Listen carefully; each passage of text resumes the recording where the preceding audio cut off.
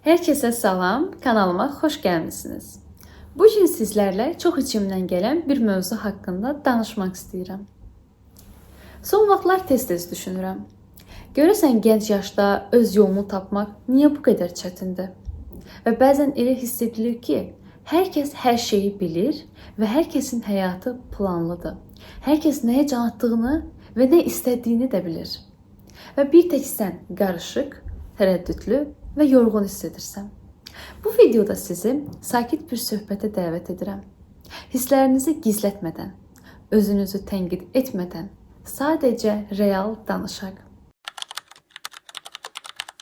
Biz böyüdükcə sanki dünya bizdən daha çox şey gözləyir.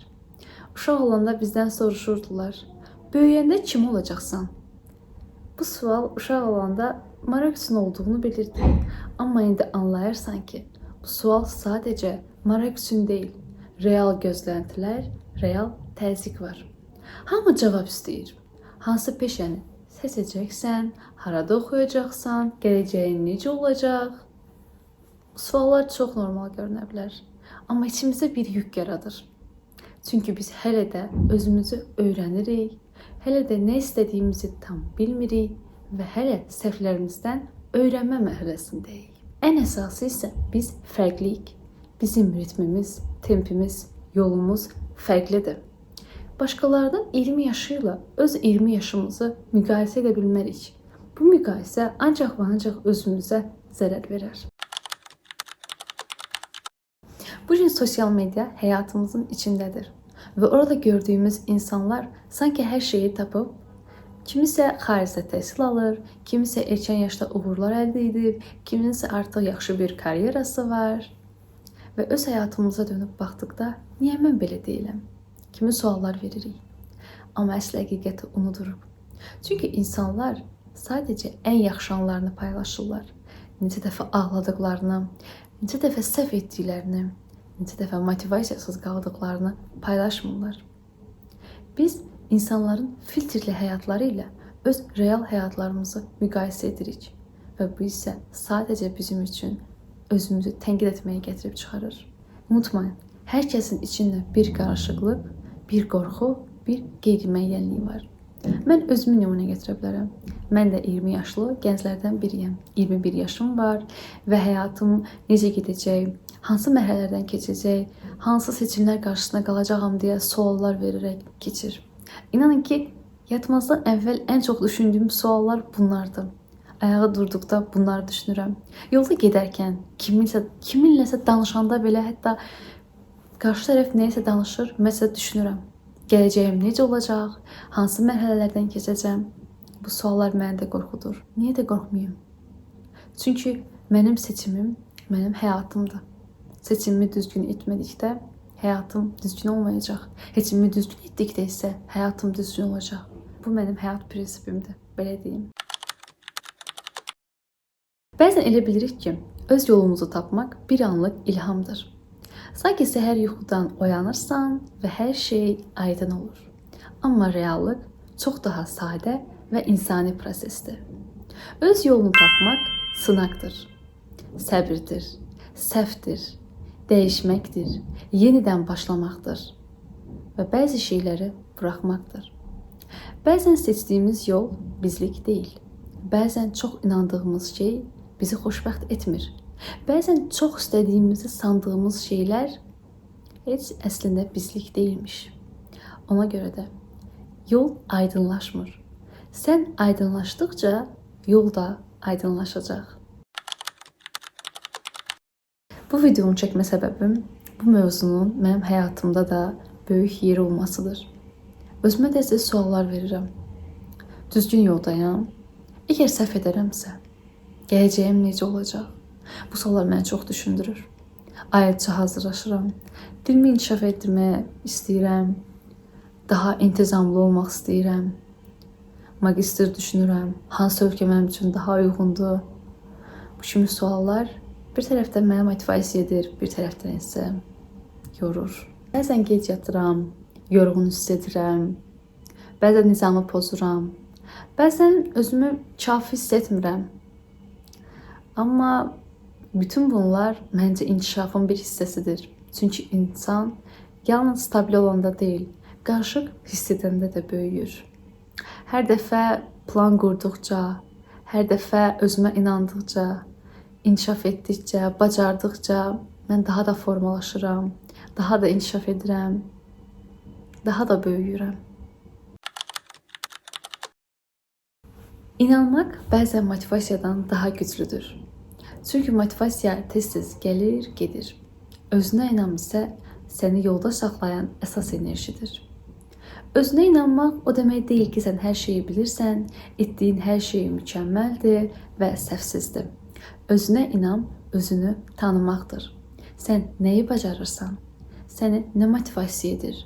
Sən nədən qorxursan və nədən qaçırsan? Bu sualların cavabını tapdıqca sənin için də yavaş-yavaş sakitləşir. Biz elə bilirik ki, həyatı qarışıq hisslərlə yaşamaq səhvdir. Amma ən normalı elə budur.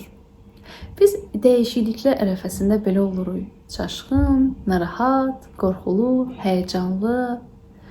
Bu çox normal hisslərdir. Bu zəiflik deyil, bu böyümənin əlamətidir. Və onu deyə bilərəm ki, gənc yaş ən yaradıcı, ən açıq yaş dövrüdür. Ona görə heç nə üçün gec deyil, heç nə bitməyib, hər şey mümkündür. Biz hələ yolun başlanğıcındayıq. Biz adətən gözəl və böyük uğurlara baxırıq. Amma unuduruq ki, çox böyük uğurlar, böyük nəticələr çox kiçik addımlarla başlayır.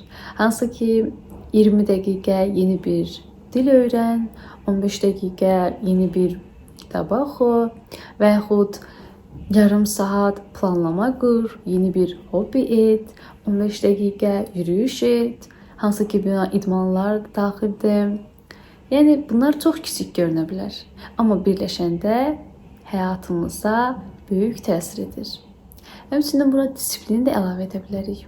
Disiplinli olmaq, həyatımıza nizam-intizamı qatmaq, bunu balanslaşdırmaq həyatımıza böyük təsir edir. Necə deyirlər, dama-dama göl olar. Hər gün nə isə yavaş-yavaş et, nəticəsi isə böyük və gözəl olsun. Əgər sən də bu videoya baxırsansa və düşünürsən ki, mən hələ yolumu tapmamışam, inan mənə, heç nə üçün gec deyil. Hər şey öz vaxtında gözəldir. Sən hələ gecikməmisən, sən heç nə itirməmisən, sən sadəcə axtarışın içindəsən. Və bəzən axtarış prosesində olmaq, axtarışın içində olmaq nəticənin özündən də gözəldir. Sənin bir yolun var. Yolun açılmayıb. Amma sən bir addım atdıqca o yol da sənə doğru açılacaq. Bəli, siz mənə sual verə bilərsiniz ki, Leyla, okey də sən deyirsən ki, addım at, inkişaf et, oxu, peşəli etməyə çalış. Bəs biz bunu necə etməliyik? Bu sualın cavabını mən bir cümlə şəklində deyə bilmərəm. Çünki özünü inkişaf eləmək bir nəzəriyyə deyil, özü bir praktikadır. Sən gündəlik həyatında bunu tətbiq etməlisən. Onun üçün də bir-iki şey sadalaya bilərəm, hansı ki, öz tempində ol. Bu nə deməkdir? Ola bilər ki, kimsənin bir ayda elədiyini sən 3 ayda eləmiş olacaqsan. Amma bu sənin tempindir, bu sənin yolundur.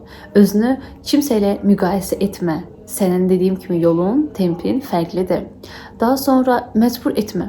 Məcbur etməsə üçün demək ki, mən bunu etməliyəm, mütləq etməliyəm. Bu sizin motivasiyanızı öldürəcək. Disiplinlə, yavaş-yavaş, kiçik addımlarla etməyə çalış.